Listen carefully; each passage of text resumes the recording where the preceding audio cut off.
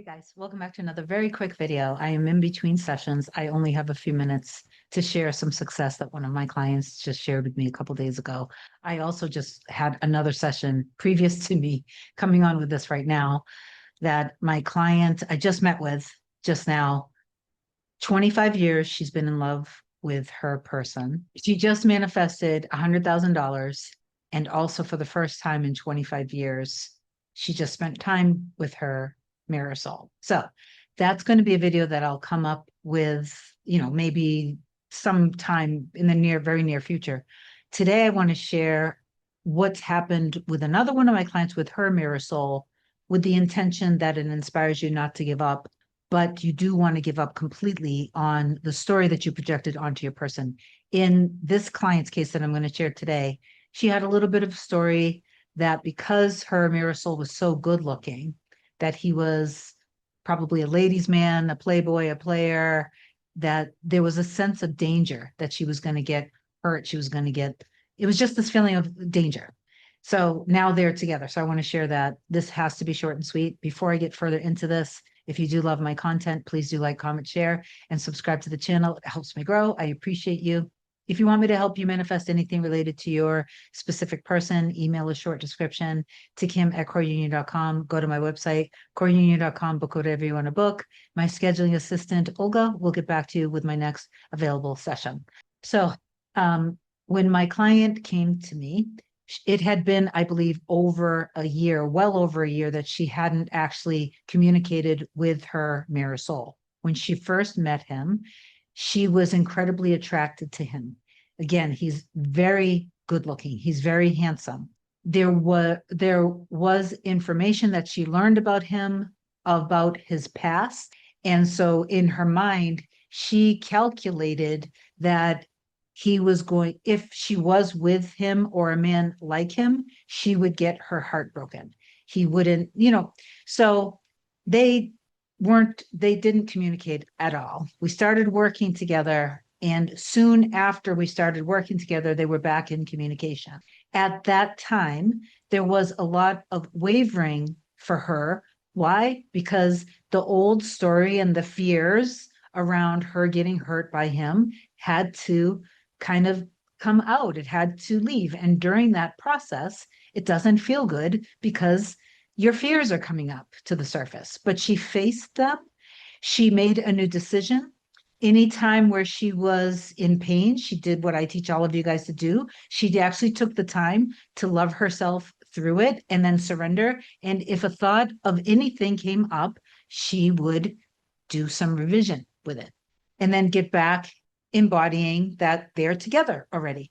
Then several months back, they did start to see each other more and more. Then sometimes there would be periods where he would go silent a little bit. And then she would get in her feelings, and then she would do the process over again, and she would get back in her power. And then there he was again. It got to a point where she brought him to a friend's wedding. And during the ceremony, he took the time to go and get fit for his tuxedo. So he was really showing that he really wanted to be there with her.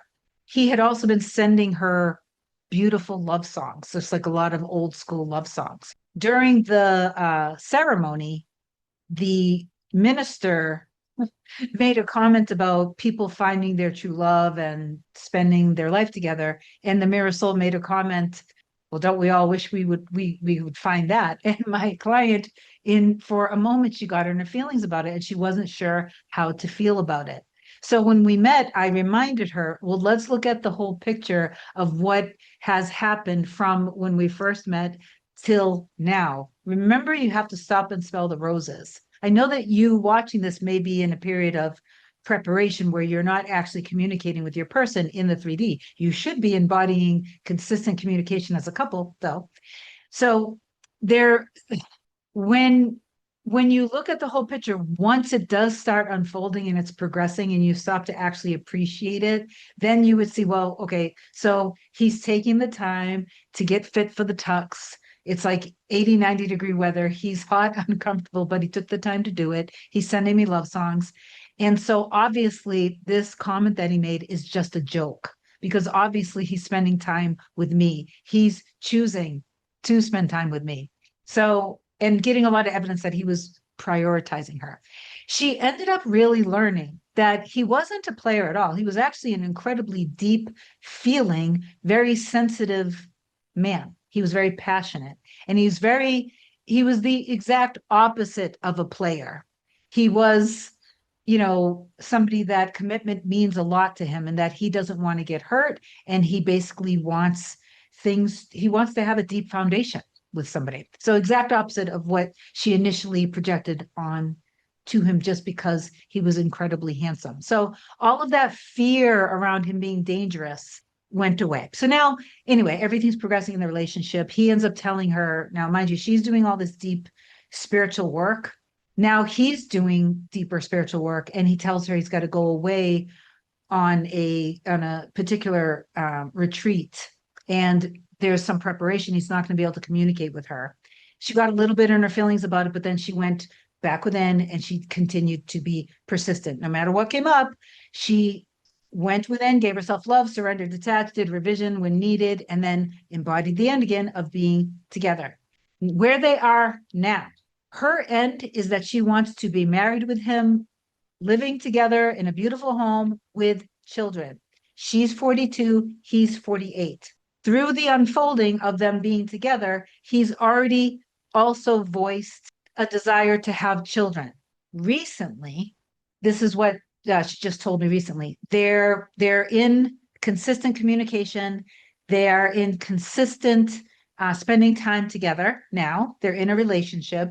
There's a lot of affection, a lot of proof about how much he desires her and wants her. And she can see it's mutual. They were recently talking about children again. He made a comment, I'm not sure. I might be too old to be a father now. She got a little bit in her feelings about it. We addressed it and reflected on it during our session. And what she realized was because she's 42, that worry of this has to happen soon. My biological clock is ticking.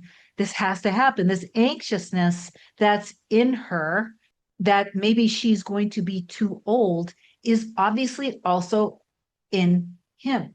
So through the reflection of him saying, I might be too old, she realized that that was an act of fear. Now, not even a fear, a concern that's now within her. So it was an epiphany for her because she realized that all I need to do is realize that, of course, he wants to have children with me. We want to have children together. Stay in the end of that you guys already are living together under the same roof. You love your happy family. He's a wonderful father and husband. He sees you as being an incredible, wonderful wife and mother. Your children are happy. And so the home life is harmonious. Stay in that energy, embody that, and now let go of the fear. That don't worry about the timing of when you're going to get pregnant and have the baby. There is plenty of evidence of women who have children in their 40s. Okay. So I intend that this helped you understand that when you become aware through the reflection of something that happens or happened with your mirror soul, and you take it and you reflect on it and you just allow it to show you what was active within you, and then stop questioning, why did this happen? But they said this, but they said that. You already know it's because it was active within you. Let it go. Choose to let it go. Forgive them, forgive yourself, and then choose love again. And choose to see the two of you guys in a happy, loving relationship. The mirroring is precise. So you want to really trust yourself and trust in your mirror soul. Well, but they did this, they did that. Let it go. They did this, they did that was because that was an active fear within you. I'm sorry, I know that it hurts, but this is just the way it is. Forgive it, let it go, give yourself love. When it comes up in your memory, in your mind, let it go. And then choose again and stay consistent with it. Because what I see proven to me over and over and over again is that when anyone is consistent and they allow themselves to go through the process and they continually embody who they are, which is what is in their heart and soul, that already exists. So embody that, be that. Don't try to bypass. Don't try to bypass what came up with your person, because if you do that, it's still going to be active within you and it still has to show you. So your reality is showing you who you are. Don't argue with the mirror. Just see it, accept it, go within, do the inner work, let it go, surrender, detach, and then get back in your end. Obviously, I've come on with plenty of success stories to inspire you. You can binge some of the videos in the Manifest Your Specific Person playlists. Look at the thumbnails that say proof on it. Those are success stories for you. If you watch videos and you're like, why is it happening for them? Why is it so easy for them? Why isn't it happening for me? Can you please see who you are being? Nobody is saying that any of the success stories that I ever come on with, it was like overnight that it was super easy. Every single person that has manifested anything goes through the same doubts, worries, wavering. The difference, they go within and they allow themselves to love themselves. They love themselves through it and then they release it, let it go, and then they get back in their power. And then they stay in the end and they continue to choose. Okay? So trust what's in your heart and soul, that it already exists, or you simply wouldn't even be able to desire it. Trust in the oneness between you and your mirror soul. Make the love equal.